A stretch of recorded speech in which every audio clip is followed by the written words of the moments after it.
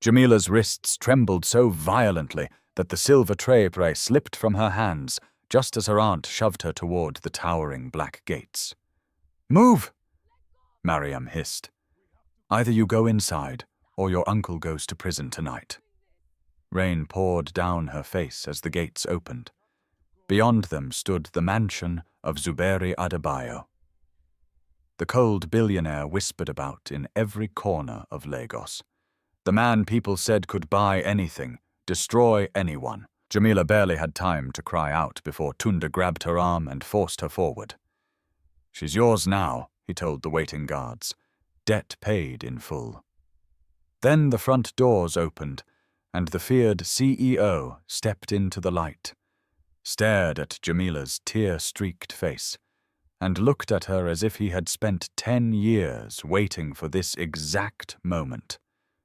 "Before we continue, tell me honestly, if your own family sold you to save themselves, would you ever forgive them? And where are you watching from today? Drop your country and local time in the comments.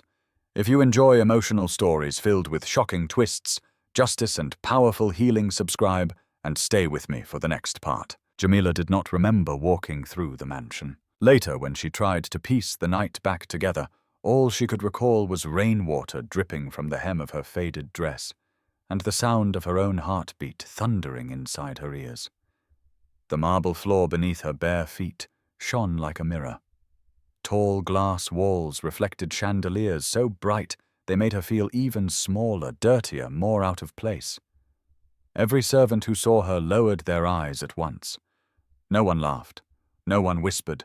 No one looked at her the way people in the market looked at poor girls caught in rich men's traps. That frightened her more, because pity could be fought. Mockery could be survived. But silence in a house like this felt like the tightening of a rope. Zuberi Adebayo stood at the center of the vast entrance hall. Rain-dark shoulders, straight expression unreadable.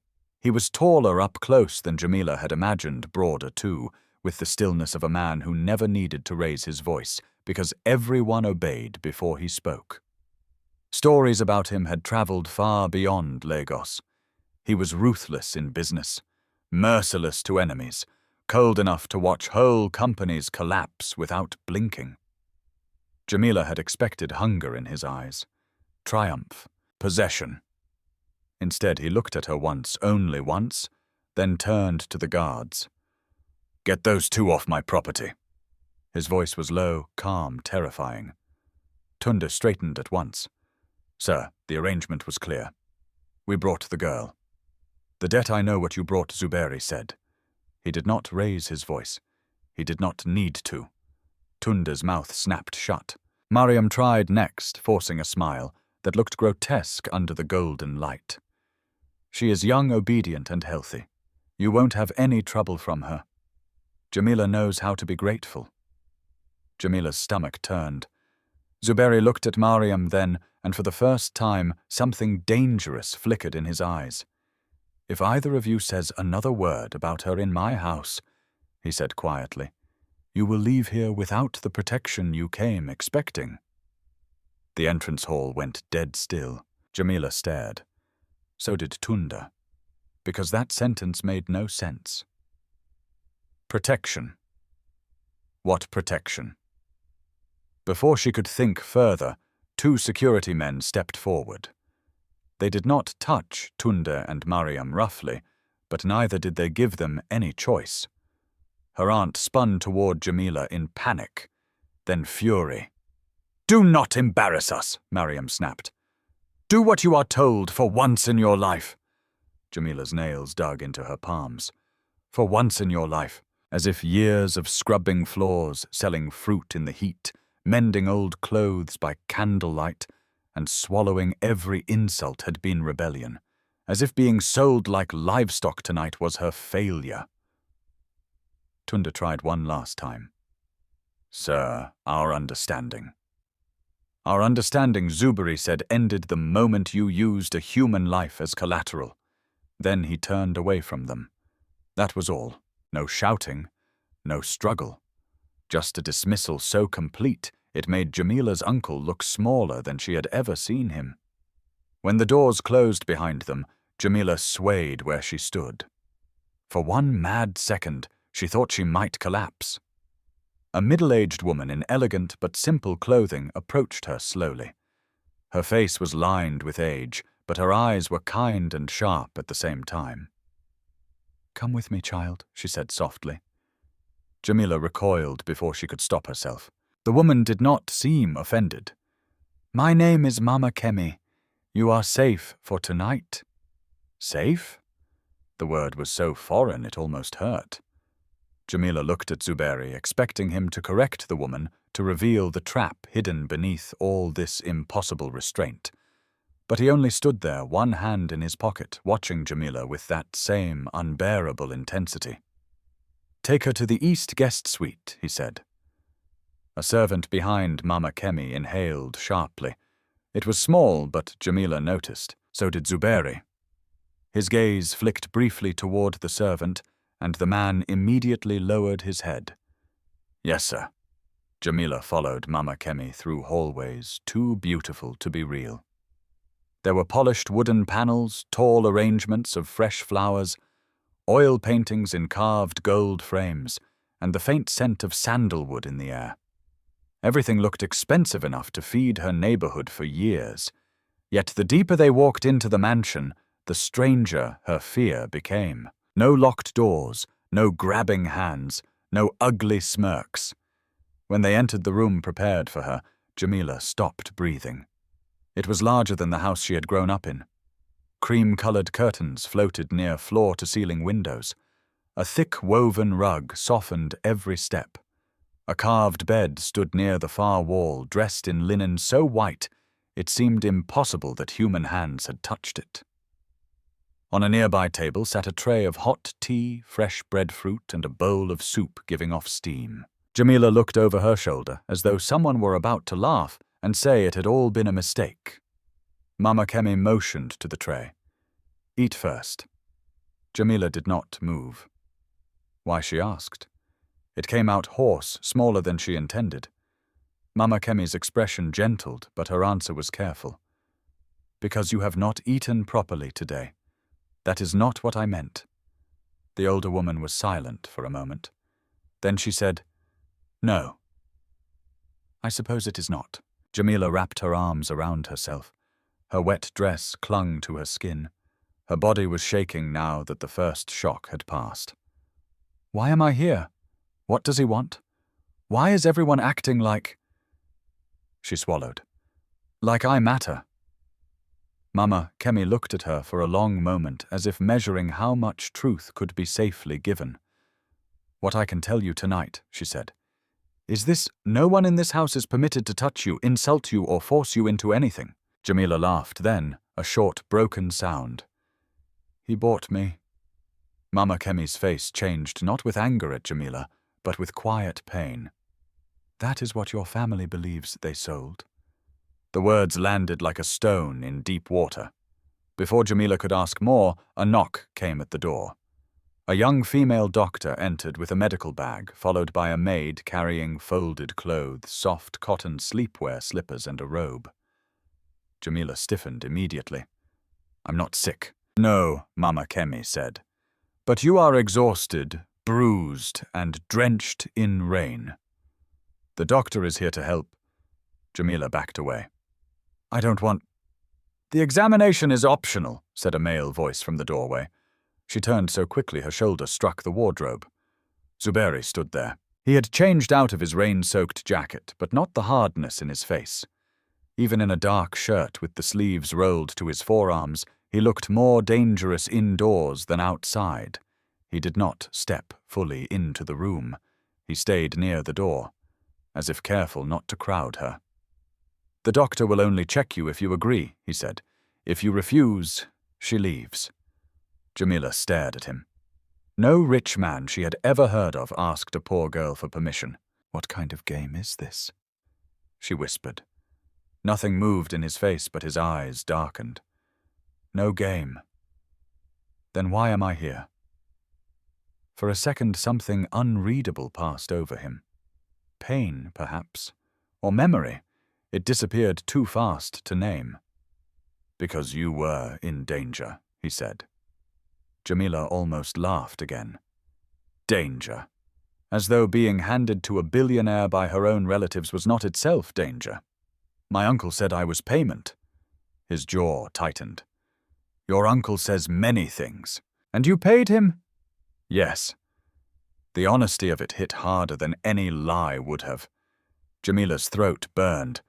Then what exactly am I supposed to be now? Silence stretched. Mama Kemi and the doctor both stood still, careful not to intrude. At last, Zuberi nodded once, as if reaching a decision. He stepped inside, placed a slim black folder on the table near the untouched food, and moved back again. There is a contract in there, he said.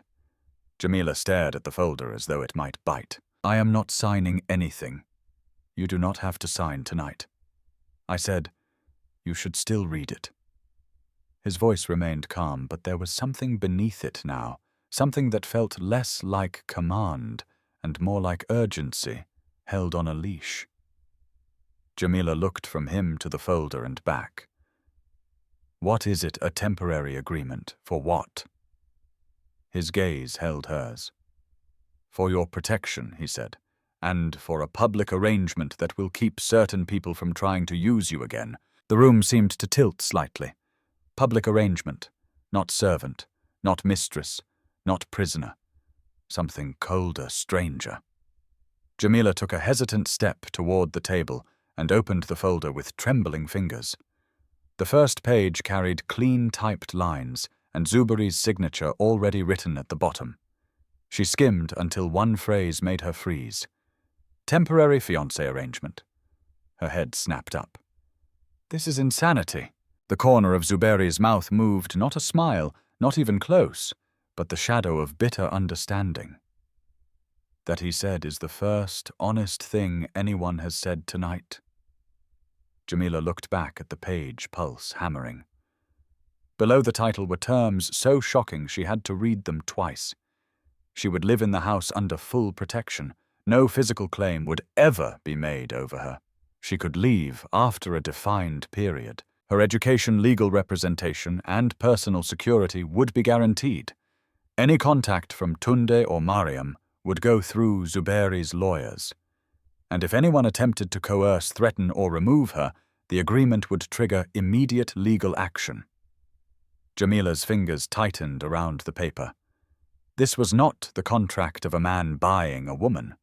It was the contract of a man building a wall around one. Her chest rose sharply. Why, she demanded again, louder this time, almost angry because anger felt safer than confusion.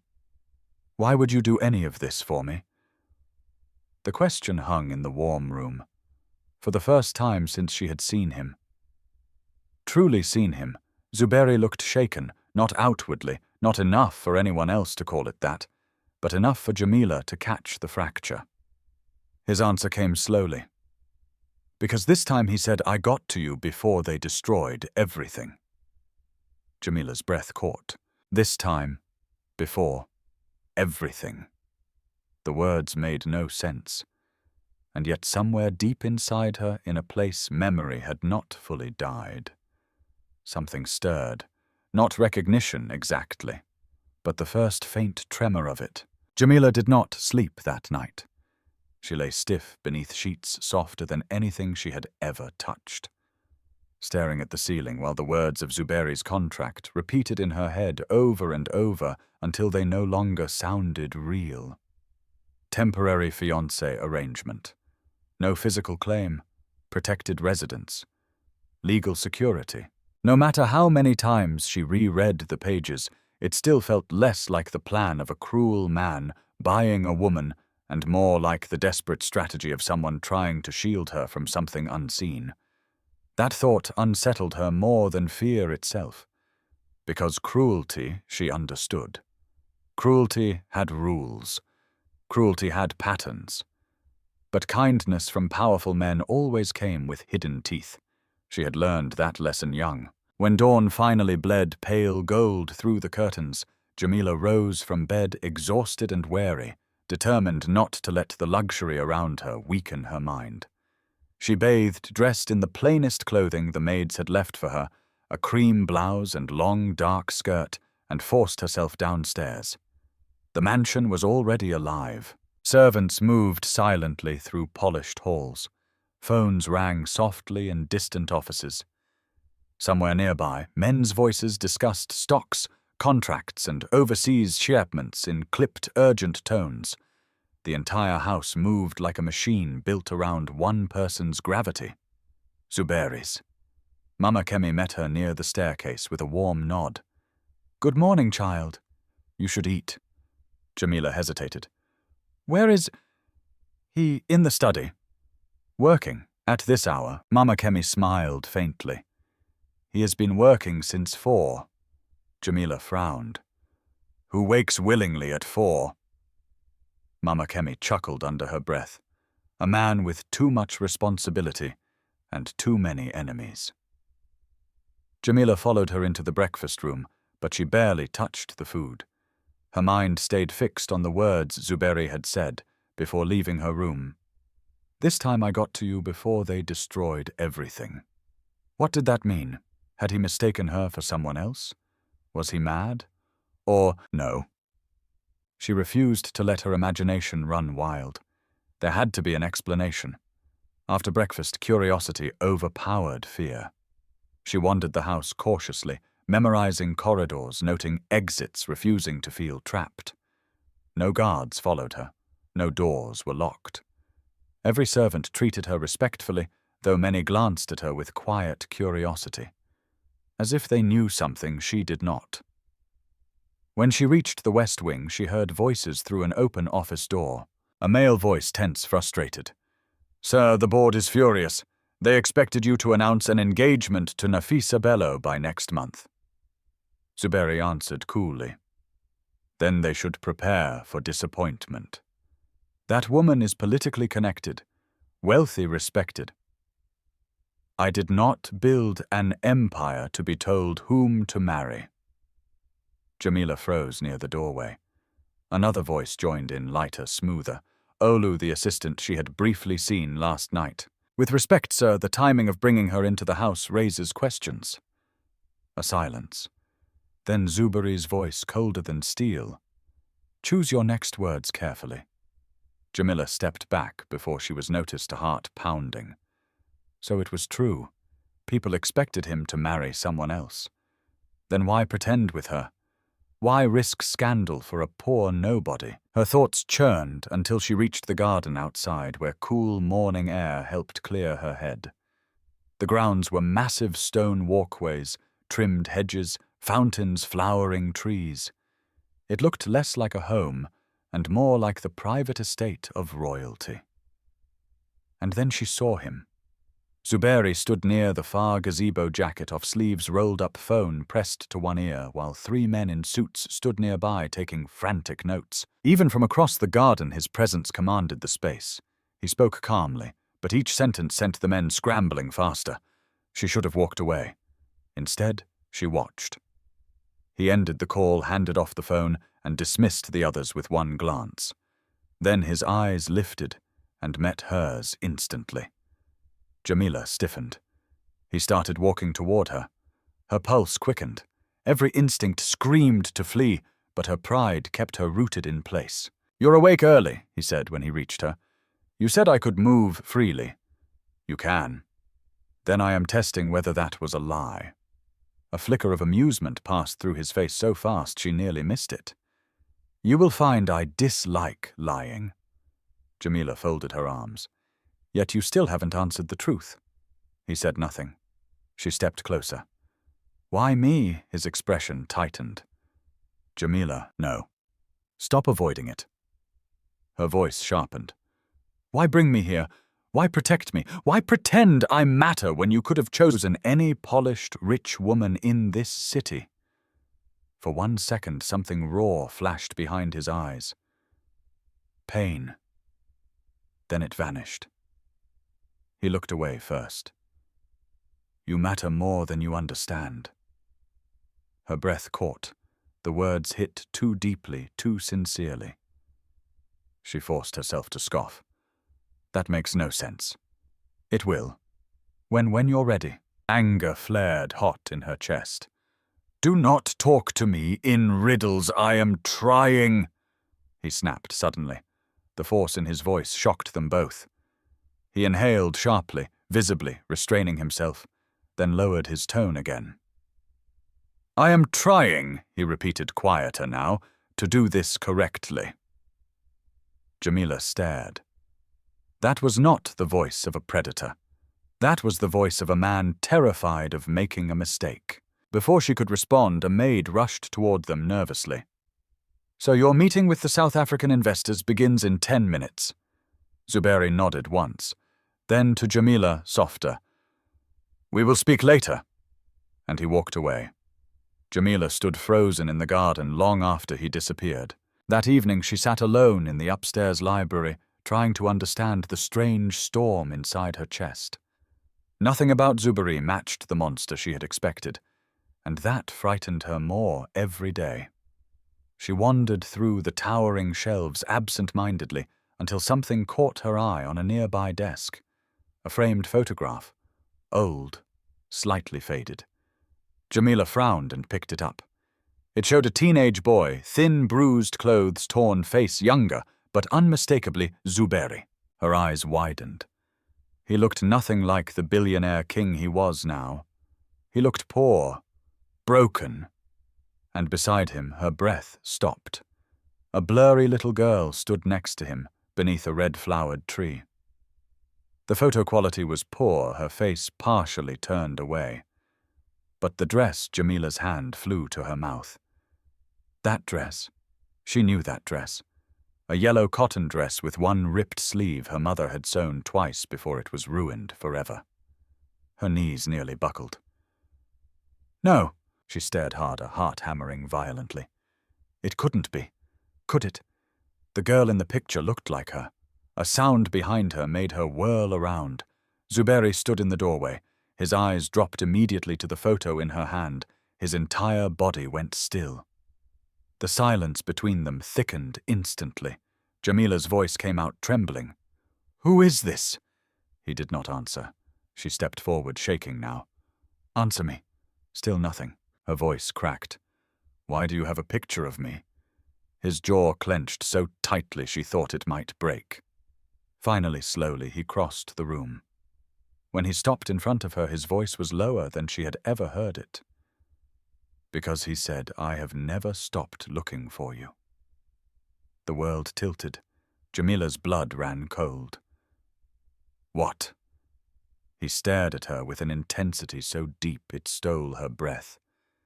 "You saved my life 10 years ago," he said. She blinked. "No, yes. You're lying.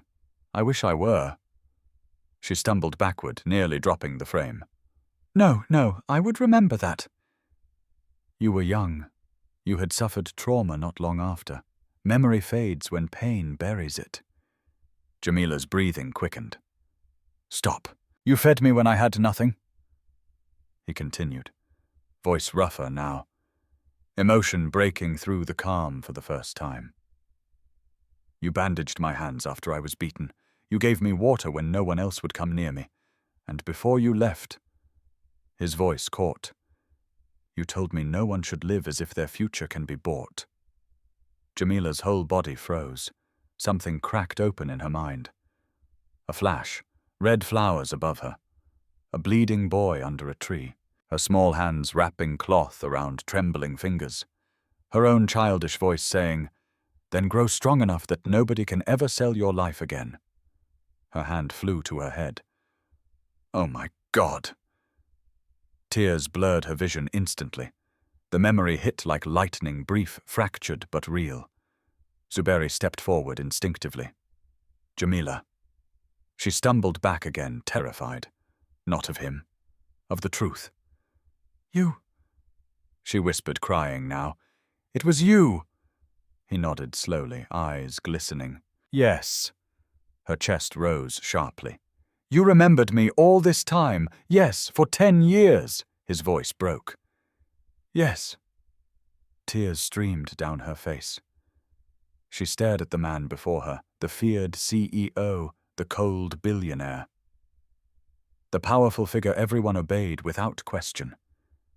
And suddenly all she could see was the wounded boy from beneath that red tree, the boy she had once helped, the boy who had somehow built an empire and come back for her. Jamila could not breathe.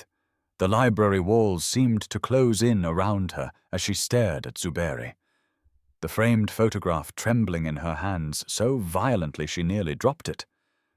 "No," she whispered again, though the memory flooding her mind told her otherwise. "No, that can't be real." But it was real. Tiny fragments were exploding behind her eyes now, pieces of a past she had buried so deeply she had not known it was still there. A hot afternoon beneath red flowering trees, a bruised teenage boy hiding behind an abandoned market stall, bleeding from his lip. His knuckles split open, her younger self kneeling beside him offering half of her bread despite having almost none herself.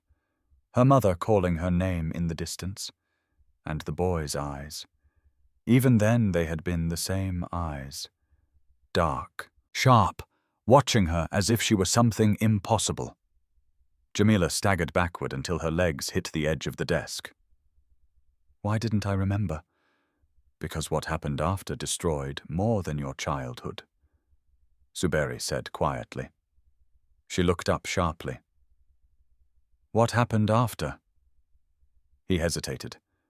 That hesitation alone sent dread down her spine. Tell me.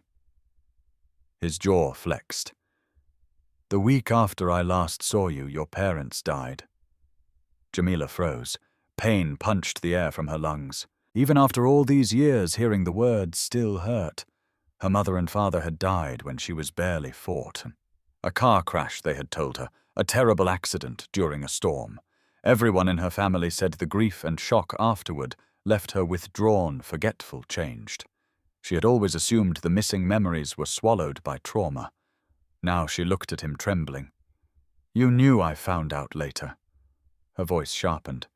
Then why not tell me sooner? Because I was trying to make sure you felt safe first. Jamila laughed bitterly, tears still on her face. Safe? You had my family sell me to you like livestock and call that safety. His face hardened instantly. I did not have them do anything. She faltered. What? His voice lowered, carrying restrained fury. I learned what they were planning after the arrangements had already begun. By then, if I intervened openly, they would have taken you elsewhere before I could secure legal control of the situation. I let the transaction happen only long enough to put you under my protection. Jamila stared at him, stunned. You're saying? Her voice cracked. You let them think they sold me because it was the fastest way to get me away from them. Yes. Her heart pounded painfully. Every answer only created more questions. Why not simply tell me all this from the start? His eyes darkened with something like regret.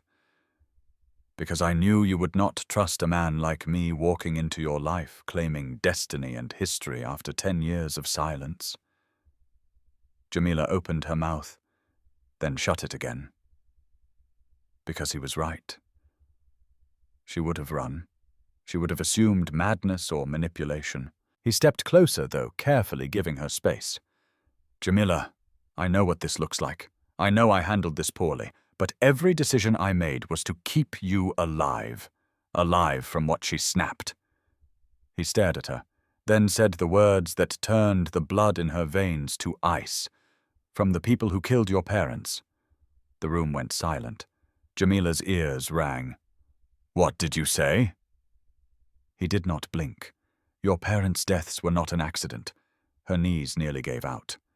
No. His voice remained steady, but sorrow filled every word. I believe they were murdered. She shook her head violently. No, stop saying that. Tears burst fresh down her cheeks. He stepped forward instinctively, but stopped himself when she recoiled. You are wrong, she cried. You have to be wrong. My aunt and uncle said. They lied. The force of that sentence shattered something inside her. She stared at him in horror. No, They lied to you your entire life. Jamila turned away, sobbing now, pressing shaking hands over her mouth. Her entire world felt like it was collapsing. Nothing beneath her feet was solid anymore. "No," she whispered again, voice breaking. "No, they raised me. They controlled you. They fed me. They used you. They're family, and family should never sell you." The words hit like a slap. Jamila froze. Silence crashed between them, because he was right, and she hated him for being right. Her body shook so hard she had to grip the desk to remain standing. Finally, Zuberi spoke softer. "Sit down." She didn't move. "Jamila, don't tell me what to do!" Her scream echoed through the library. Both of them froze. Jamila covered her face, horrified by her own voice. For several moments neither spoke. Then Zuberi slowly moved to the chair opposite hers and sat down first, lowering himself physically beneath her eye level. A silent gesture of non-threat. "Sit if you want," he said gently. "Or don't. But listen." After a moment, trembling violently, she sank into the chair opposite him. He reached into his jacket pocket and placed a sealed envelope on the table between them. "I hired investigators months ago when I learned your uncle had begun moving suspicious money tied to old insurance records." Jamila stared blankly. He slid the envelope closer. "Inside are copies of evidence linking Tunda and Mariam to falsified financial documents, insurance fraud, and suspicious payments from shell companies connected to one of my rivals." Her stomach twisted. "No." He nodded grimly. "Someone has been paying them for years." She shook her head, tears falling freely. "Why? Because I believe your parents discovered information dangerous to powerful people before they died, and someone wanted that buried." Jamila's whole body turned cold. She looked at the envelope, but could not force herself to touch it. "No, this has to be some mistake. I wish it were." Silence, then, quietly, almost childlike. "Why didn't they love me?" The question slipped out before she could stop it, and the devastation on Zuberi's face told her he understood exactly what she truly meant. Why had they never loved her enough not to hurt her? Why had everyone else mattered more? Why was she always expendable? He leaned forward slightly, voice softer than ever. They did not know how to value what they had. Jamila broke. A sob tore from her chest so violently she doubled over, crying harder than she had in years, harder than when her parents died, harder than when her family sold her, harder than when she first entered this mansion. Because this pain was older than all of it. It was the pain of realizing the people who raised you never truly cherished you. Without thinking, Zuberi moved. He knelt beside her chair, not touching, just near, waiting. Jamila looked up through tears, and the sight shattered her further. A billionaire, a feared CEO, kneeling at her feet simply because she was hurting. "I spent 10 years trying to become powerful enough," he whispered, voice rough with emotion, "that no one could ever hurt you again if I found you." Her lips trembled. "Why?"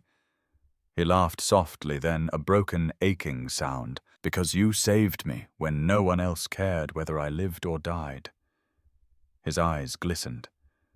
"Because you were kind to me when I had nothing. Because I never forgot the only person who treated me like I mattered before I became someone the world respected." Jamila stared at him, stunned by the raw honesty. "You built all this?" she whispered, looking around the vast library, the mansion, everything beyond it. "Because of something I said." He smiled sadly. "No." His voice softened. "I built it because of who you made me believe I could become." Tears streamed silently down her face again. For a long moment, neither moved. Then a knock shattered the silence. Olu entered abruptly, face pale. "Sir, we have a problem." Zuberi stood instantly, all softness vanishing, as business steel snapped back into place. "What happened?" Olu swallowed hard. Nafisa Bello has gone public. Zuberi's expression darkened instantly.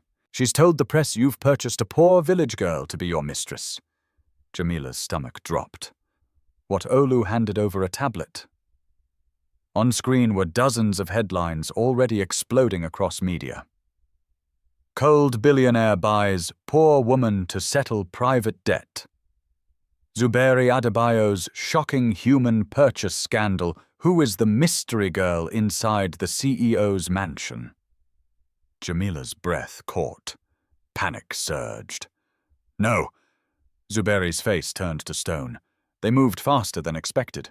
Jamila stood shakily. What does this mean? His eyes met hers. It means, he said grimly, they are trying to destroy you publicly before you can speak privately. Fear flooded her. What do we do? He stared at her for one long moment, then gave the answer that changed everything. We fight back. The next morning, Jamila stood in front of a mirror, taller than she was. Barely recognizing the woman staring back at her, a team of stylists moved around her in quiet efficiency, adjusting the folds of a deep emerald gown against her skin, pinning her hair into soft, elegant curls, fastening gold jewelry at her wrists and throat. Every few seconds, someone stepped back, checked the symmetry, and made another adjustment. Jamila's hands trembled in her lap. I can't do this, she whispered. Mama Kemi stood behind her, gently fastening the final clasp at the back of the dress. Yes, you can. They'll laugh at me. Then let them laugh before they choke on regret. Despite everything, Jamila gave a weak, shaky laugh. But the fear inside her only grew. All night the headlines had spread. Social media news outlets, gossip blogs, everyone had devoured the story. Some painted her as a gold digger. Others called her a helpless victim. Some called her a prostitute bought by a billionaire too arrogant to hide his sins. And tonight, Zuberi intended to destroy every rumor in one move. He was taking her to the annual Adebayo Foundation Gala, the most watched high society event in Lagos, and publicly presenting her not as his mistress, but as his fiancée. The idea still felt insane. Jamila looked down at herself again, throat tight. I don't belong there. Mama Kemi's reflection met hers in the mirror. Neither did your mother the first time she entered a governor's banquet. But she walked in with her head high because dignity is not bought by wealth. Jamila blinked. You knew my mother. Mama Kemi smiled softly. Long ago. Before Jamila could ask more, a knock came. Come in, Mama Kemi called. The door opened, and Zuberi stepped inside. Jamila's breath caught. He wore a black, tailored tuxedo that fit him like it had been stitched onto his body, every line sharp, clean, and devastating. But it was not the clothes that stole her breath. It was his face. The moment he saw her, he stopped walking. His expression changed completely. For one long second, the feared billionaire simply stared. Then he exhaled softly, almost like a man hit by something physical. You're beautiful, he said quietly. The room went still. Jamila's cheeks burned instantly. She had never heard him sound like that before. Unguarded, stunned, almost vulnerable. Mama Kemi smiled knowingly and slipped from the room. The stylists followed. Suddenly they were alone. Jamila looked away first. You clean up nicely too. One corner of his mouth lifted slightly. Then his expression sobered. He stepped closer. Listen carefully. Tonight they will try to provoke you. I assumed so. Nafisa especially. His eyes hardened. She will want you embarrassed, humiliated, broken. Jamila swallowed nervously. What if she succeeds? He moved closer still, until only inches separated them. Then I will remind everyone in that room exactly whose side I am on. Her breath hitched. He held out his hand. Ready? No, not even slightly. But Jamila placed her hand in his anyway. And the moment his fingers closed around hers, something strange happened. She felt steadier. The gala was beyond anything Jamila had imagined. Cameras flashed like lightning outside the grand hotel entrance. Wealthy guests in gowns and tuxedos swept across red carpets beneath crystal chandeliers. Luxury cars lined the street for nearly a block. Journalists shouted questions the moment Zuberi's black car stopped. The second he stepped out holding Jamila's hand, the entire crowd exploded. Mr. Adebayo, is she the woman from the scandal? Are you denying the purchase allegations? Who is she? Is she your mistress? Zuberi didn't flinch.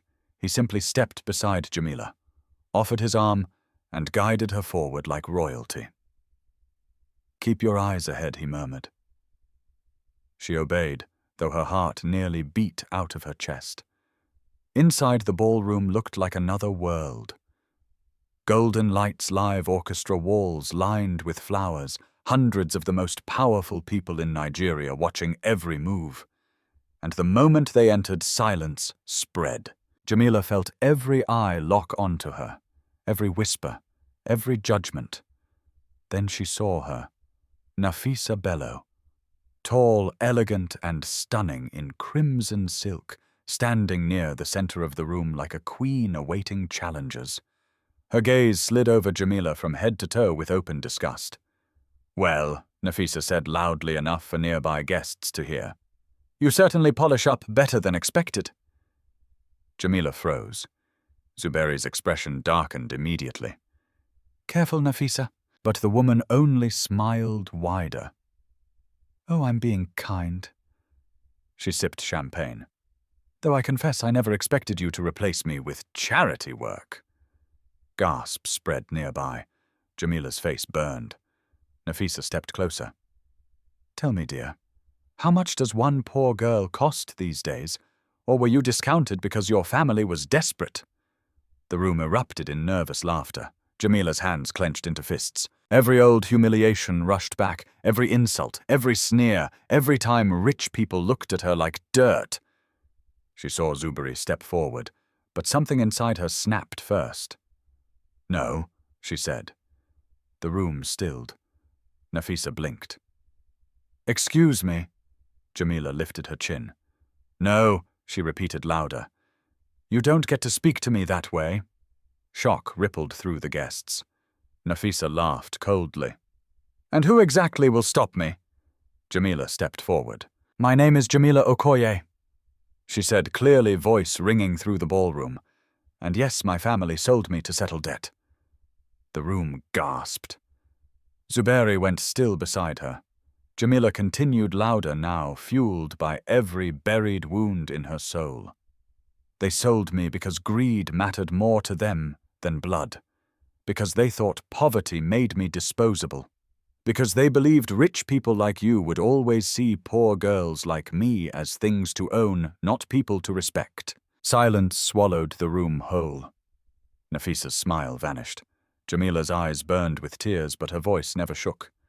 But if you think my worth is decided by what others tried to sell me for, she said, staring directly into Nafisa's eyes, then you are poorer than I ever was. The ballroom erupted. Whispers burst everywhere. Several guests openly gasped. Nafisa's face flushed crimson with rage. How dare you! How dare you! Zuberi's voice thundered across the hall. The room froze. His expression was ice. He stepped beside Jamila, placed one protective hand at the small of her back, and stared at Nafisa with such cold fury that even nearby men stepped away. You insult the woman standing beside me one more time, he said quietly, and every business deal you have ever dreamed of making in this city dies tonight. Nafisa's face drained white. You wouldn't try me. Dead silence. Nafisa trembled, stunned, because everyone in that room knew. If Zuberi Adebayo made a threat, he kept it. He turned away from her, completely guiding Jamila toward the center stage where cameras now focused. Then he took the microphone. The room fell silent. He looked over the crowd calmly. Since everyone seems deeply invested in my personal life tonight, he said coldly, allow me to clarify. He turned toward Jamila. And then, in front of the entire elite class of Lagos, he dropped to one knee. The ballroom exploded into screaming gasps. Jamila's mouth fell open. Even she forgot how to breathe. He looked up at her eyes, dark and unwavering. "Jamila Okoye," he said, voice carrying through every corner of the room. "I intend to marry you." She stared at him in total shock. Her knees nearly buckled. The crowd erupted into chaos. But before she could process anything, a voice behind them whispered near enough for her to hear.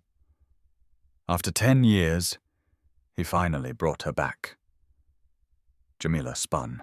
2 older board members stood nearby, pale-faced and murmuring to each other. "What did you say?" she whispered. They froze.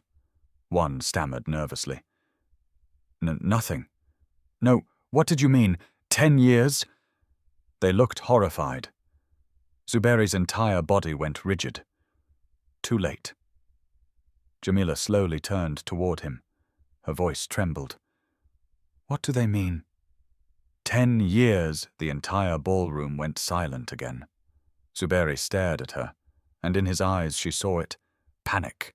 Real panic. Because she had just uncovered the secret he had tried hardest to keep buried. The ballroom was silent enough for Jamila to hear the pounding of her own heart. Zuberi still knelt before her, one hand holding the velvet ring box, but his face had changed completely. The calm, commanding billionaire who had controlled the room seconds earlier was gone. In his place stood a man caught off guard, exposed, vulnerable. Jamila stared down at him, her breathing shallow. "What did they mean?" she whispered again. "Why did they say 10 years?" The entire room watched, sensing the shift instantly. Something had gone wrong. Something personal. Zuberi rose slowly to his feet, eyes locked on hers. "Jamila, no." Her voice shook louder now. "No more half-truths, no more riddles. Tell me the truth." A ripple of whispers spread through the crowd. Zuberi's jaw tightened. "Not here." "Yes, here," she snapped. "Because whatever this is, it clearly concerns me." He stared at her for one long second, then gently took her elbow. "We're leaving." Jamila jerked away. "Don't touch me until you explain." His eyes darkened, not in anger, but in something heavier. Pain, regret, fear. Then, without another word, he turned to the crowd, handed the microphone to a stunned event coordinator and said coldly, "The evening is over." Chaos erupted instantly. Questions flew from every direction. But Zuberi ignored all of them. He guided Jamila through the crowd and out of the ballroom while flashes exploded around them. The car ride home passed in silence, so tense it felt suffocating. Jamila sat rigid by the window, staring into the dark streets of Lagos while her mind raced. 10 years. He had been searching for her 10 years, watching her, protecting her, and now proposing to her in front of the city. Nothing about this was normal. Nothing. The moment they entered the mansion, Jamila turned on him. "Talk." Zuberi loosened his tie, slowly, visibly, gathering himself. Then he looked at her with an expression she had never seen before. Not cold, not powerful, just tired. "Come with me." He led her upstairs, not to the office, not to the library, but to a locked room at the far end of the eastern wing. Jamila had never seen him use that corridor before. He unlocked the door. The moment she stepped inside, she froze. The room was full of her, or rather, full of memories of her. Photos. Dozens. Hundreds. Some were old and grainy, taken from a distance. Jamila as a teenager selling fruit by the roadside. Jamila walking home carrying water buckets. Jamila standing outside school in her worn uniform. Jamila crying alone after her parents' funeral. Her breath caught violently. Her entire body went cold. "What?" "Is this?" Zuberi shut the door quietly behind them. Then he spoke. "This," he said hoarsely, "is 10 years of trying not to lose you again." Jamila stared at him in horror. You followed me. Yes. For 10 years, yes. Her voice cracked into disbelief. Why? His restraint finally broke. Because I loved you. The words exploded out of him. The room went dead silent. Jamila froze. Zuberi stood motionless, chest rising hard, as though after 10 years the truth had ripped free before he could stop it. His voice dropped to almost a whisper. I have loved you since I was 17 years old. Jamila's lips parted soundlessly. No, his eyes glistened. You saved my life when I had nothing, he said. When everyone else treated me like trash. You fed me, bandaged my wounds, and spoke to me like I mattered. He swallowed hard. I never forgot that. Jamila stared, speechless. I searched for you after I built my company, he continued. But by then your family had moved. Records were gone. Names changed. I spent years tracking every lead I could. His voice cracked slightly. And when I finally found you, he looked around the room filled with her photographs. I found you living in poverty, being mistreated, controlled, broken down by people who should have protected you. Tears stung Jamila's eyes. So yes, he whispered. I watched from a distance. I paid neighbors quietly when you needed food. I paid school fees anonymously when your aunt tried pulling you out of classes. I stopped men from hurting you when they followed you home. His jaw clenched.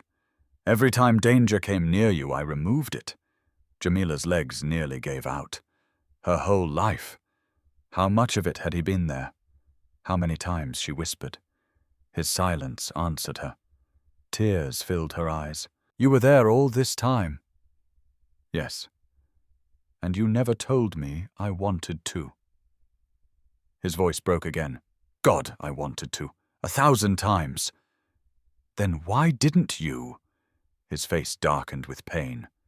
Because by the time I found you again, I wasn't just a man anymore, Jamila. I was someone powerful, dangerous, feared. I knew if I appeared suddenly and told you the truth, it would sound insane, obsessive, terrifying. Her chest rose sharply, because he was right. It did sound terrifying. He looked away, ashamed. So I stayed back. I waited. I told myself I would approach you when the time was right, when I could do it carefully. He laughed bitterly. Then I learned your family planned to sell you to another man to cover debts they had created. Jamila froze. What? His eyes met hers again. I intercepted it before it happened. I bought the debt first. Her stomach twisted. He stepped closer. I never intended for you to learn it this way. I never intended to drag you into my life through fear, but I would rather have you hate me alive than lose you forever because I waited too long. Silence swallowed the room. Jamila's tears spilled freely now, because part of her heart was moved beyond words, and another part was deeply unsettled. You loved me, she whispered shakily, or you obsessed over me. That hit him hard. She saw it instantly. His face paled. That's not fair, isn't it? She cried. Look around this room, Zuberi. She pointed wildly at the walls. You tracked me for 10 years, took pictures of me without knowing. Controlled my life without asking. How is that love? He flinched. Actually flinched. It started as protection. It became control. He went silent. And that silence told her everything. Because somewhere deep down, he knew she was right. Jamila stepped back, crying openly now. You never trusted me enough to let me choose anything, she shouted. You decided what was best for me. You watched from shadows like I was something fragile and stupid. No, he shouted back. Suddenly, emotion finally breaking through his perfect control. Because I knew what it was to lose everything, and I could not survive losing you too. The raw agony in his voice silenced them both. He looked shattered, his breathing uneven, tears actually shining in his eyes now. "When I found you again," he whispered brokenly, "you were all I had left of the person I used to be, before the world turned me into this." Jamila stared at him, and for the first time she saw not the CEO, not the billionaire, but the broken boy under the red tree again, the wounded child inside the powerful man, still terrified, still bleeding, still afraid to lose the only person who had once been kind to him. But understanding his pain did not erase hers. Jamila stepped backward toward the door. "I need space." His face drained. "Jamila, no." Her voice trembled. "I can't think in this room. I can't breathe in here." He swallowed hard, then nodded slowly. "Okay." He stepped aside, giving her the path to leave. Jamila reached the door, then paused. Without turning, she whispered, "I don't know whether to thank you." A tear slid down her cheek. "Or fear you." Then she left, and Zuberi stood alone in the room full of memories, looking more broken than she had ever seen him. But downstairs, another pair of eyes had been watching everything. Olu stood half-hidden near the stairwell, listening, his expression unreadable. He slowly pulled out his phone, dialed a number, waited, then spoke quietly into the receiver. "She knows now." A pause. Then he added coldly, "Yes, proceed with phase 2. Jamila did not come out of her room the next morning, or the next afternoon, or by dinner. The mansion felt different without her footsteps in it. Too quiet, too tense, as though every servant sensed the emotional storm raging behind closed doors. Zuberi sat in his office pretending to work, but the same document had remained untouched on his desk for over an hour. His eyes kept drifting toward the hallway camera feed displayed on a side monitor, watching the corridor outside Jamila's room with silent torment. She had not left once. Mama Kemi entered softly, carrying tea. "You cannot force healing by staring at a door, my son." He exhaled sharply. "I frightened her." "Yes." His jaw tightened. "You agree too easily." "Because you did." Mama Kemi set the tea down. "You love her deeply, but love twisted by fear becomes control before anyone notices." He closed his eyes briefly, pain flickering across his face. "I never wanted to control her. No one who controls ever begins by wanting to." That landed hard. He looked down at his desk, shoulders heavy. "I thought if I stayed near enough to protect her, far enough not to burden her, I could keep her safe until the right moment." Mama Kemi's voice softened. And then I lost perspective." His voice dropped low. "Every year I delayed became another reason not to tell her. Every year I watched made the truth harder to explain." He laughed bitterly, until suddenly 10 years had passed, and I had become a stranger with feelings too large and actions too secretive to justify. Mama Kemi squeezed his shoulder once. "Then now you do the only thing left." He looked up. "Let her choose." By evening, Jamila finally emerged. Her eyes were swollen from crying, but her spine was straight. She wore simple clothes again, not gowns, not jewels, just herself. When she entered the downstairs study, Zuberi rose immediately from the chair near the fireplace. Neither spoke at first. Jamila crossed her arms. "I've thought all day." His expression remained cautious. And I understand why you did what you did." Her voice shook slightly. "But understanding it does not mean I'm okay with it." He nodded once. "Fair. I cannot build trust with someone who keeps deciding my life for me." Another nod. "So here is what happens next," she said. "No more secrets, no more controlling things behind my back, no more watching over me without permission. If this arrangement continues, I choose what happens to me from now on." His answer came instantly. Yes. She blinked, surprised by how quickly he agreed. You don't even know the rest. Whatever it is, he said quietly. Yes. That softened something in her chest she did not want softened. She continued firmly. I want access to everything regarding my parents, every file, every investigator, every report. If there is truth being hidden from me, I will be the one who learns it first. Yes.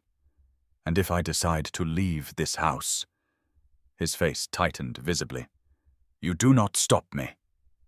Silence. He swallowed hard, then forced the word out anyway. Yes. Jamila stared. For the first time she saw how much that agreement cost him. And somehow that mattered. Before either could say more, Olu entered carrying a folder. Sir, the financial review. He stopped upon seeing Jamila. Ah, I apologize. Jamila turned toward him, and something in her stomach twisted. A memory surfaced. The way he had watched her at the gala. Too carefully. Too quietly. Her instincts prickled. Zuberi nodded toward the desk. Leave it there. Olu obeyed, but as he turned to leave, Jamila caught something odd. His phone screen briefly lit up. A message preview flashed before locking. Tonight. Final confirmation needed. He hid it quickly, too quickly. Jamila narrowed her eyes. Something felt wrong. Very wrong. Later that night, Jamila sat in the archive room Zuberi had opened for her, surrounded by files and records tied to her parents' deaths. Insurance reports, police documents, witness statements, financial ledgers, but none of it made sense. Dates were inconsistent, names were blacked out, several reports contradicted each other, someone had altered things. She was so focused she barely noticed footsteps behind her. You should sleep. She looked up. Zuberi stood in the doorway, jacket removed, tie loose, looking more tired than ever. I can't. He stepped closer slowly. You won't find answers all in one night. Her eyes dropped to the papers again. I might if people stopped hiding them. His face tightened. Fair enough. Silence. Then softly, Jamila. I meant what I said earlier. No more secrets. She studied him carefully. Then tell me honestly, what aren't you saying? He hesitated, and immediately she stiffened. He cursed under his breath. Not because I'm hiding something from you, because I'm trying to confirm it first.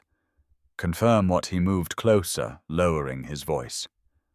I believe someone inside my company is feeding information to the people behind your family. Her eyes widened. What I haven't proven who yet, but leaks keep happening too quickly. Someone close to me is helping them. Fear crept down her spine. Who do you suspect? He looked grim. I don't know yet. A lie. Small, barely noticeable. But Jamila caught it. He knew more than he admitted. She could see it in his eyes. But before she could press further, the lights went out. Everything plunged into darkness. Jamila gasped. Then alarms screamed through the mansion. Red emergency lights flashed. Security shouted downstairs. Zuberi moved instantly, grabbing her wrist. Stay behind me. What's happening? His voice turned razor-sharp. Security breach! Her blood turned cold. Heavy footsteps thundered below. Then a gunshot. Jamila screamed. Glass shattered somewhere in the house. Voices yelled. Another gunshot. Then chaos exploded. Zuberi shoved her behind a bookshelf as armed guards rushed past.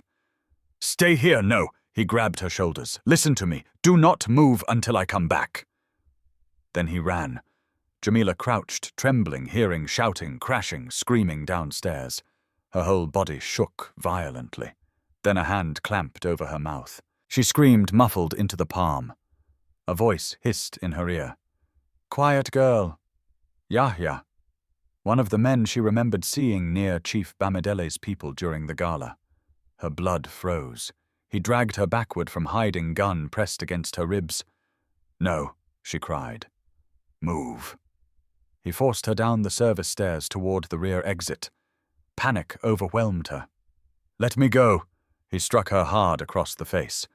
Pain exploded in her jaw. "Shut up." He shoved her outside toward a waiting black van. Jamila fought wildly, kicking, screaming. Then a roar split the night. "Get your hands off her, Zuberi!" He came charging across the courtyard like something unleashed, blood on his forehead gun in one hand. Yahya spun, dragging Jamila tighter against him. "One step and I kill her." Everything stopped. Zuberi froze, his breathing ragged, gun still raised. Jamila sobbed, shaking violently. Yahya grinned cruelly. "Drop it."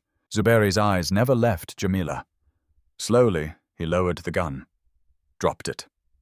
Yahya laughed. Pathetic. The great Zuberi Adebayo undone by one girl. Then suddenly Jamila stomped backward on Yahya's foot with all her strength. He cursed. She elbowed him hard. The gun slipped. Zuberi moved instantly. A deafening shot cracked through the air. Jamila screamed. Yahya dropped. Blood pouring from his shoulder. Security tackled him to the ground. Silence crashed over the courtyard. Jamila stood frozen, shaking, unable to process what had happened. Then Zuberi reached her. His hands gripped her shoulders frantically. "Are you hurt? Did he touch you? Are you bleeding?" Jamila burst into tears, and without thinking, without planning, she threw herself into him. He caught her instantly, holding her like she was something precious and breakable. Her whole body shook against his chest, and for one brief moment, she let herself feel safe. Until a slow clap sounded behind them. Everyone turned. Olu stepped from the shadows near the gate, smiling, calm, cold, and Jamila's blood ran cold as realization hit. "No, no, no, no."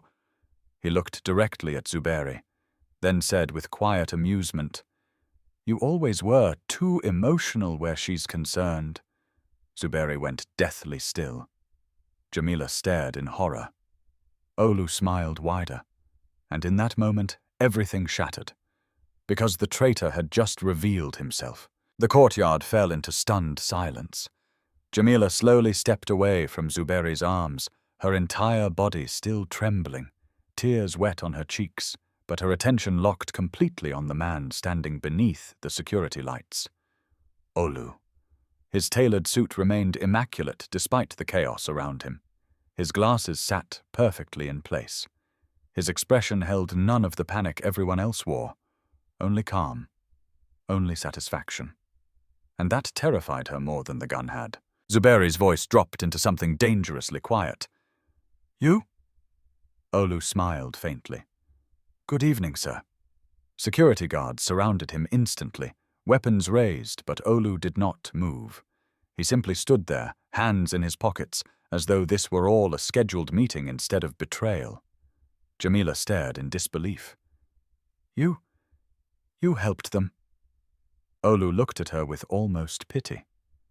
"Of course I did." The words hit like ice water. Her stomach twisted. Why, she whispered. He laughed softly. "Because loyalty is a luxury for fools." Zuberi stepped forward slowly, murderous fury radiating from every inch of him. "Explain yourself carefully." Olu's smile widened. "Why, so you can pretend surprise. You were never stupid, Zuberi. Deep down, you knew someone close to you had to be feeding information." He tilted his head. "You simply never wanted it to be me."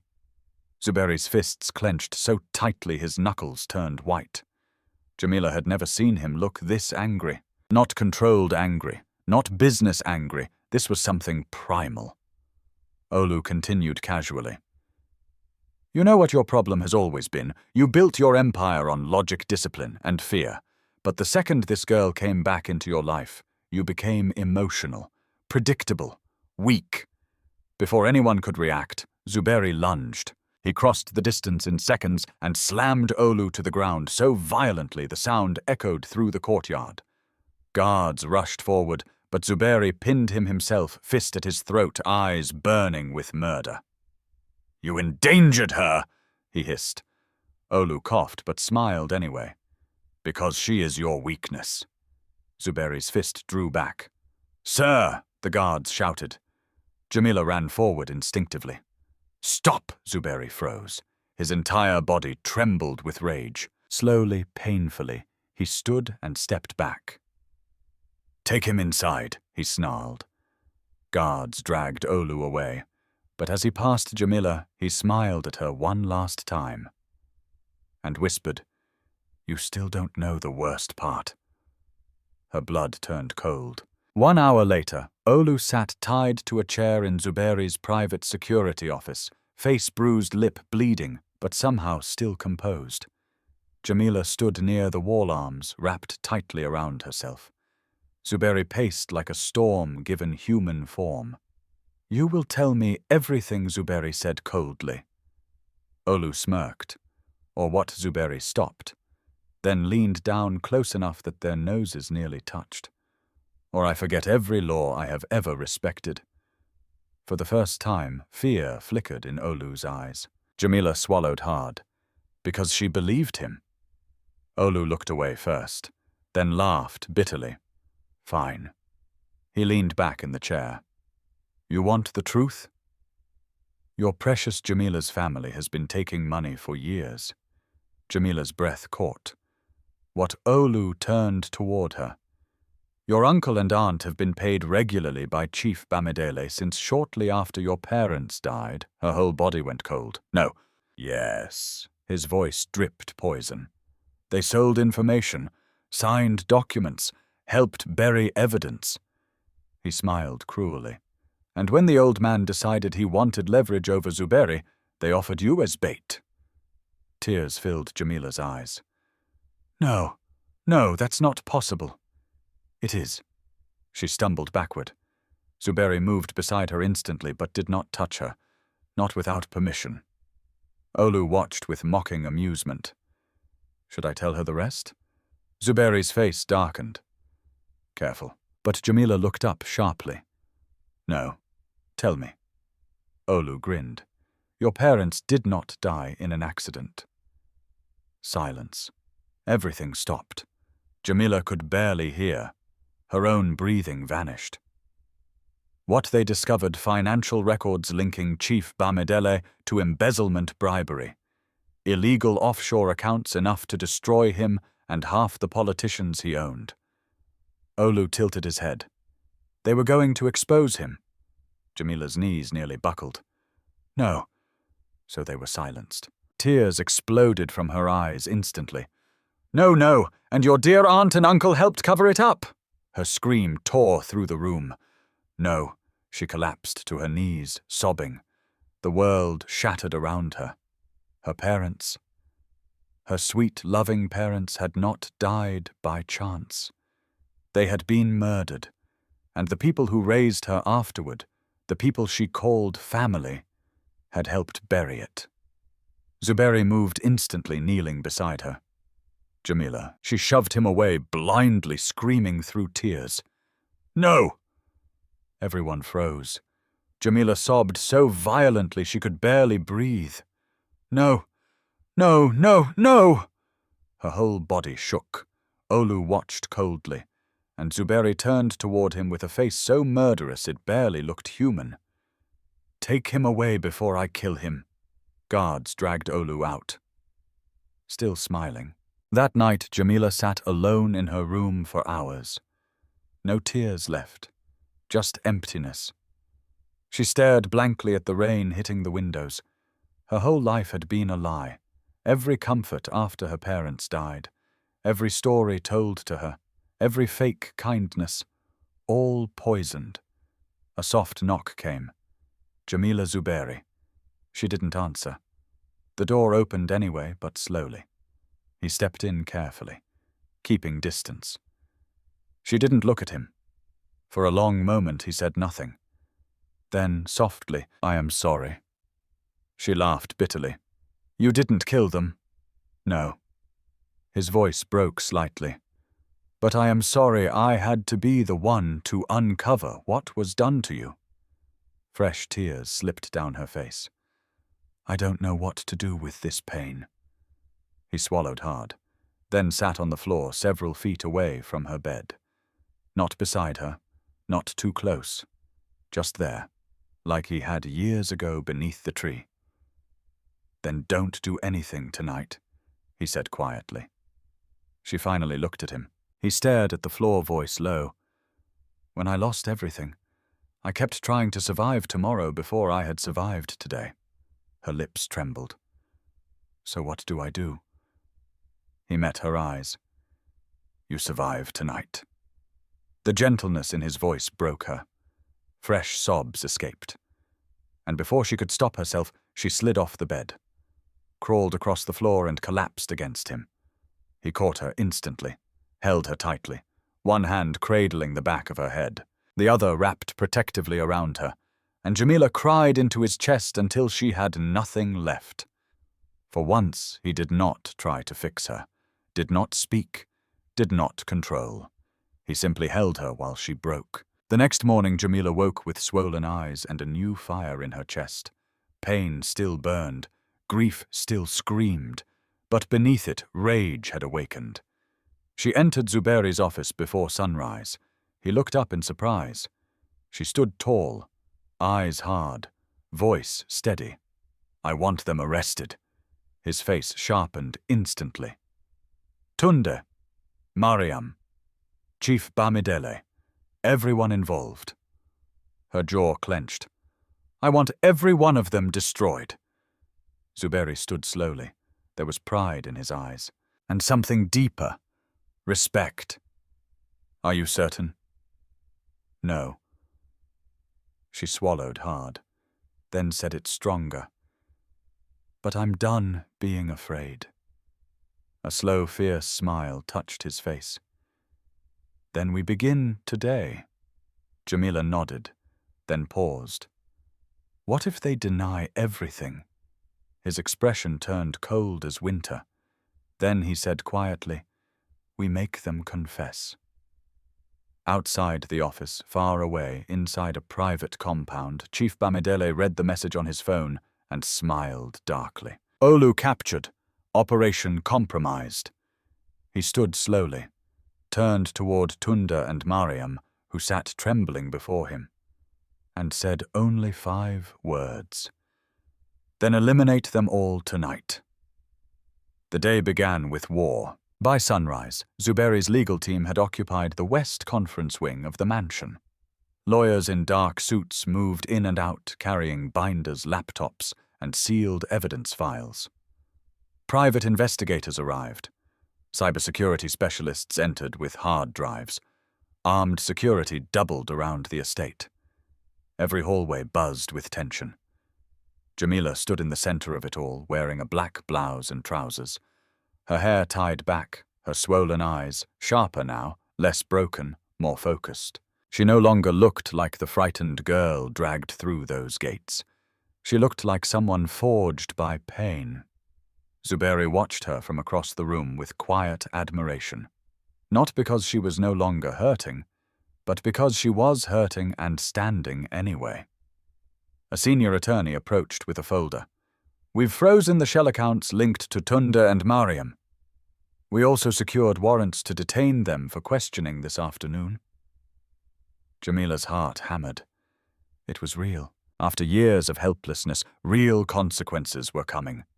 And Bamidele, she asked. The attorney hesitated. More complicated. He has political protection. We need direct testimony or undeniable evidence tying him to the murders. Jamila's jaw clenched. Then we get it. Zuberi stepped beside her. We will. Before more could be said, one of the guards entered urgently. Sir, we found something in Olu's encrypted files. Everyone turned. Minutes later, Jamila and Zuberi stood before a large screen in the security office, while technicians opened a recovered audio recording. Static crackled. Then voices emerged. Tunde, Mariam. And Chief Bamidele. Jamila's stomach twisted. Her aunt's voice came first. She suspects nothing. She still believes her parents died in an accident. Then Tunda. Once the girl is gone, no one will ever question what happened to Rahma and Idris. Jamila's breath stopped. Then Bamidele's cold voice. They should have accepted the money and stayed silent. Their deaths were unfortunate, but necessary. The room went dead still. Jamila felt her knees weaken. There it was. A confession. Real. Recorded. Proof. Tears sprang instantly into her eyes, but these were not helpless tears. These were tears of vindication. Her parents had not died forgotten. Their truth had survived. Zuberi looked at the legal team. Prepare everything. Now! By noon, Tunde and Mariam were arrested. Jamila watched the live footage from the office television as police dragged them from their home while reporters screamed questions. Mariam cried dramatically. Tunde shouted that he was innocent. Jamila felt no pity, only emptiness. Then her phone rang. Private number. Everyone in the room tensed. Zuberi took the phone first, checked it, then handed it to her carefully. It's him. Bamidele. Jamila's blood chilled. She answered slowly. A smooth, older voice purred through the speaker. You have become troublesome, child. Her hand tightened. You murdered my parents. He chuckled. Your parents were naive idealists. Weak people often die early. Zuberi's entire body went rigid beside her. Jamila's voice trembled with fury. You will rot for this, perhaps Bamidele said calmly. But not before more blood is spilled if you continue. The line clicked dead. The room fell silent. Zuberi grabbed his phone instantly. Trace it. But the technicians already shook their heads. Burner phone. Untraceable. Jamila stared ahead, breathing hard. He threatened us. He threatened you, Zuberi corrected coldly. And that was a mistake. By evening, every major news outlet in the country carried the scandal. Business tycoon linked to multiple murders. CEO Zuberi Adebayo releases evidence against power. Broker Bamidele family sells, niece exposed in decades-long cover-up. Public outrage exploded. Politicians distanced themselves. Former allies turned silent. Everything was working, until the second scandal hit. A new article dropped online, then another, then 10 more. Jamila stared in disbelief as headlines spread. Secret photos expose CEO's 10-year obsession with fiancé. Did Zuberi Adebayo stalk Jamila before buying her inside the shocking private room of hundreds of photos? Her stomach dropped. Someone had leaked everything. The room full of pictures, the surveillance, all of it. Jamila turned slowly toward Zuberi. He had gone pale. How? He whispered. Then realization hit both of them. Olu, they said at the same time. Even in custody, he had prepared for this. Jamila's phone exploded with notifications, comments, messages. Public opinion shifted instantly. Half the internet now called Zuberi a hero. The other half called him a dangerous, obsessive monster. Jamila stared at the screen, then at him. He stood frozen, ashamed, broken. He looked like a man prepared to lose everything, and quietly said, If you want to leave now, I will understand. Silence. Everyone in the room looked between them. Jamila's heart pounded. This was the final test. Truth had exposed everyone, including him. And now she had to decide. Would she protect him by lying? Would she stay silent, or would she be honest? She stepped toward the cameras gathered outside the mansion gates, toward the press, toward the storm. Zuberi's eyes widened. Jamila. She looked at him and spoke softly. No more secrets, remember. Then she walked outside. Hundreds of reporters screamed questions as she stepped to the podium. Flashes blinded her. Cameras rolled. The entire nation watched live. Jamila gripped the microphone. Her voice shook, but held. "Yes," she said. "The reports are true." The crowd erupted. She raised her hand. "And yes, Zuberi watched over me for years without telling me. More shouting, more chaos." Then she lifted her chin. And that was wrong. The entire world seemed to stop. Inside the mansion, Zuberi closed his eyes, pain crossing his face. Jamila continued. What he did came from love, from trauma, from fear. But love without trust becomes control. And control is not healthy, no matter the intention behind it. The press was dead silent. Jamila swallowed hard. "But hear me clearly. This same man also saved my life, protected me, helped uncover my parents' murder, risked himself for me repeatedly. So no, he is not a monster." Her voice strengthened. "But he is also not perfect." The honesty stunned everyone. Jamila looked directly into the cameras. "I will not lie for anyone, not my family, not my enemies, not the man I love." Gasps erupted. Inside the mansion, Zuberi's head snapped up. Jamila froze slightly, realizing what she had just admitted. Her cheeks flushed, but she kept going. If justice matters, then truth must apply equally to everyone, even those we care about. Silence. Then thunderous shouting erupted from reporters. Questions flew everywhere. Jamila stepped back from the microphone. Done. Truth fully spoken. No lies, no hiding, no protecting anyone from consequences, only honesty. That night, after the reporters were gone, Jamila stood alone on the balcony overlooking the city. She heard footsteps behind her. Zuberi. Neither spoke for a long moment. Then he said quietly, "You could have defended me completely." She stared at the skyline. "That would have been dishonest." "Yes, you could hate me for what I said." A pause. Then softly, "How could I hate the woman who finally treated me honestly?" Tears filled her eyes. She turned. He stood there looking at her like she was everything. "You changed me," he whispered. Her lips trembled. "No," she whispered back. "You changed because you chose to." He stepped closer, slowly, carefully. "Jamila." She looked up. "If I ever earn your love fully..."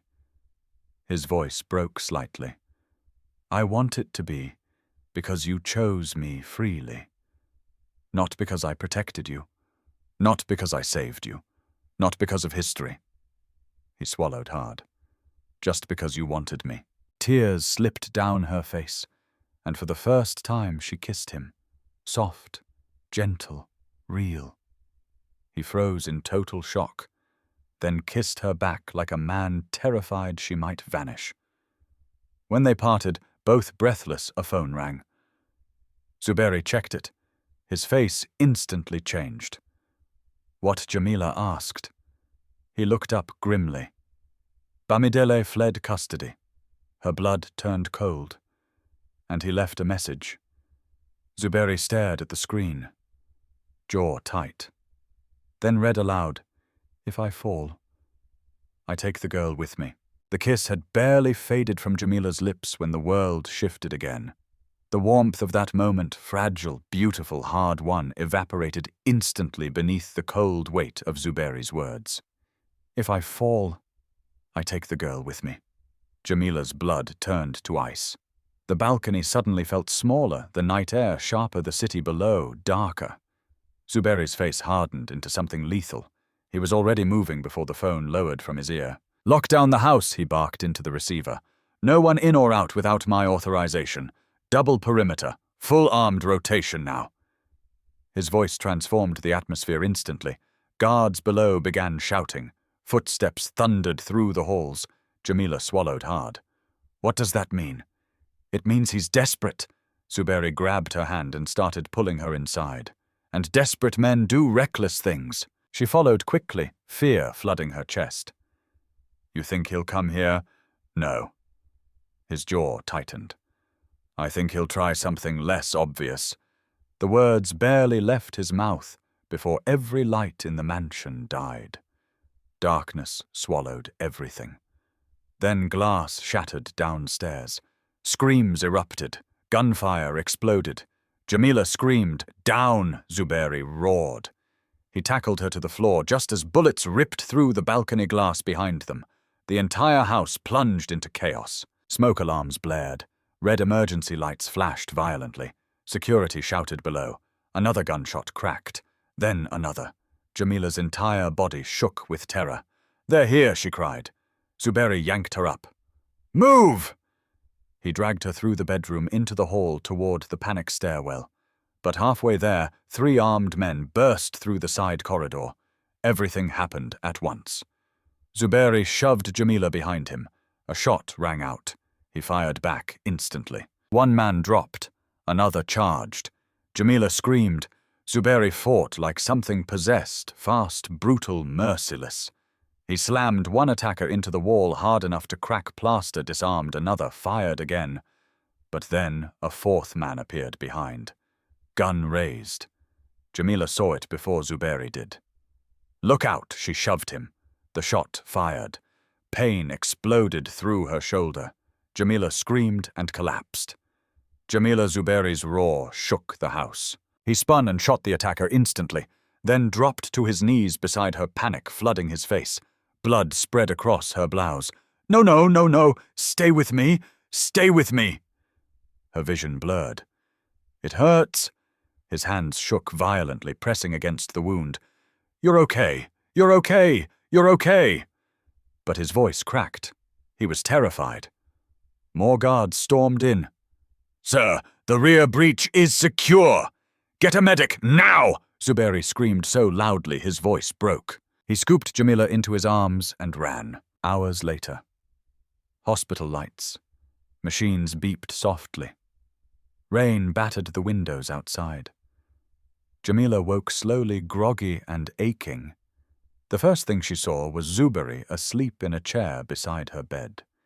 Still in blood-stained clothes, head bent awkwardly, 1 hand holding hers even in sleep. Her heart cracked. He looked wrecked, utterly broken, as if the last few hours had hollowed him out. She shifted slightly. His eyes snapped open instantly. The moment he saw her awake, tears filled them. Real tears, Jamila. He stood so fast the chair nearly toppled. You're okay. Thank God. God, thank God. He bent over her bed, pressing trembling kisses to her forehead. Her hair, her hand. She had never seen him this undone. You were crying, she whispered weakly. He froze, then laughed shakily through tears. I thought you died. Her chest tightened painfully. You were shaking, his voice cracked, because I thought I lost you. Silence. Then he bowed his head against her hand and whispered words so broken they barely sounded human. I cannot survive losing you. Tears filled Jamila's eyes instantly. She squeezed his hand. You won't. He looked up slowly. She smiled faintly through pain. I'm still here. A sob nearly escaped him. He kissed her hand again. Then the hospital door burst open. A guard entered, breathless. Sir, we found Bamidele. Zuberi stood instantly. Where? Private airfield outside the city. He's trying to flee. Zuberi's face turned to stone. He looked at Jamila. Then the guard. Then back. Jamila knew immediately. You're going. He nodded grimly. She sat up slightly despite pain. Then I'm coming. No. Yes, absolutely not. Her jaw clenched. This ends with me, too, Zuberi. He murdered my parents. He hunted me. This ends with me there." He stared at her, then finally exhaled. "Fine." The private airfield looked like a battlefield. Rain poured across wet concrete. Police lights flashed everywhere. Helicopters thundered overhead. And near the waiting jet, Chief Bamidele stood surrounded by armed men. Old, elegant, calm, as if none of this mattered. When he saw Jamila, he smiled. "There she is." Her blood boiled. "You killed them," she shouted over the storm. "You murdered my parents." He tilted his head. They should have minded their business. Jamila nearly lunged forward. Zuberi caught her arm. Bamidele laughed. "They died because weak people always die when they stand before power." Then suddenly he pulled a gun. Everything exploded. Shots rang out. Police screamed. Zuberi moved instantly. He shoved Jamila behind a vehicle and returned fire. The airfield became chaos. Men dropped. Glass shattered. Engines roared. Then Bamidele ran. Toward the plane. Jamila saw him and snapped.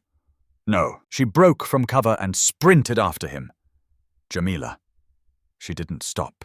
Bamidele reached the aircraft stairs. She tackled him from behind. They crashed hard to the ground. He screamed in fury. "You stupid girl!" He struck her across the face. She hit back harder. Years of pain, years of grief, years of helplessness poured into every blow. "You took everything from me." He reached for the gun, but another hand seized him. Zuberi.